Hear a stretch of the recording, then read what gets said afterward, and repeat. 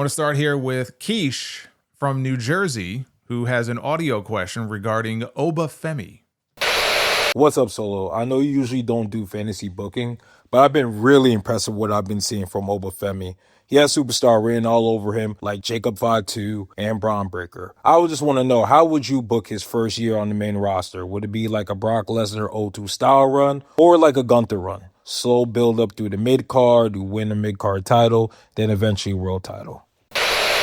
Yeah, I mean, look, I've been very impressed with what I've seen from Oba Femi. I mean, it looks like he's got all the tools to be that guy. And I think going the Gunther route, I think going with the Gunther blueprint is the way to go here. You know, if you remember, they debuted Gunther on the main roster and they almost instantly put the Intercontinental title on him. And he went on this undefeated run until he ultimately got beat by Sami Zayn in WrestleMania. I might not even beat him then. I mean, just have him run through guys until you're ready to strap that world championship around his waist. He can be that special. So the blueprint worked with Gunther. I think it could work with Oba too. I just worry, with some of these guys, you just rush into things too quickly, and then maybe it's too much too soon, or even if it's not, and he can handle it just fine, do the fans resent him for it?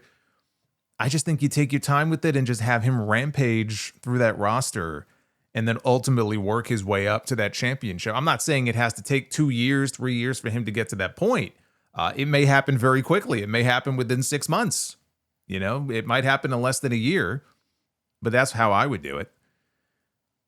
Malik from Queens, New York, been a big fan since 2016. Clash in Paris could be the perfect night to crown LA Knight as the World Heavyweight Champion. Not only is he overdue for a run with the belt, but it would give that unpredictability element that WWE has been missing for a long time.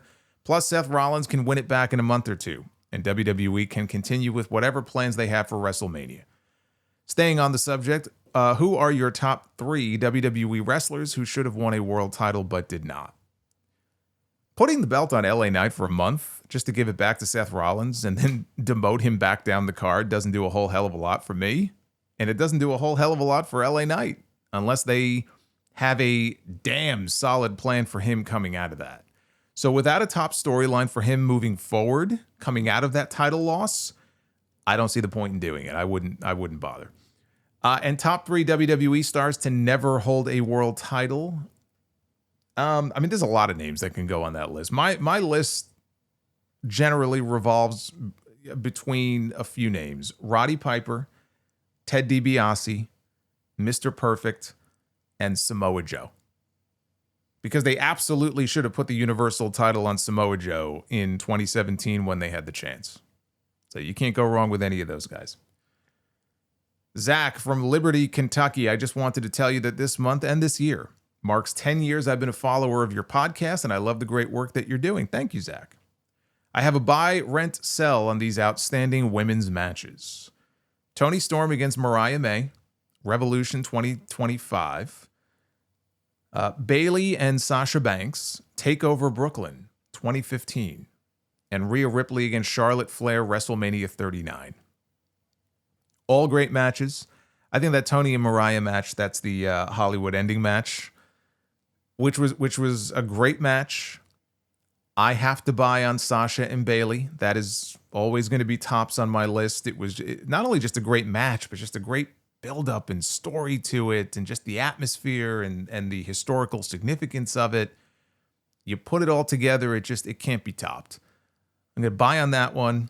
I'm going to rent on Charlotte Flair and Rhea Ripley at WrestleMania 39, and I'm going to sell on the Hollywood ending between Toni Storm and Mariah May. It's close. I went back and forth on whether to rent on that one and sell on the Mania match, but I got to stick to that order. And Jonathan from Charlotte, North Carolina. Buy, sell, and rent on the biggest storyline that WWE dropped the ball on.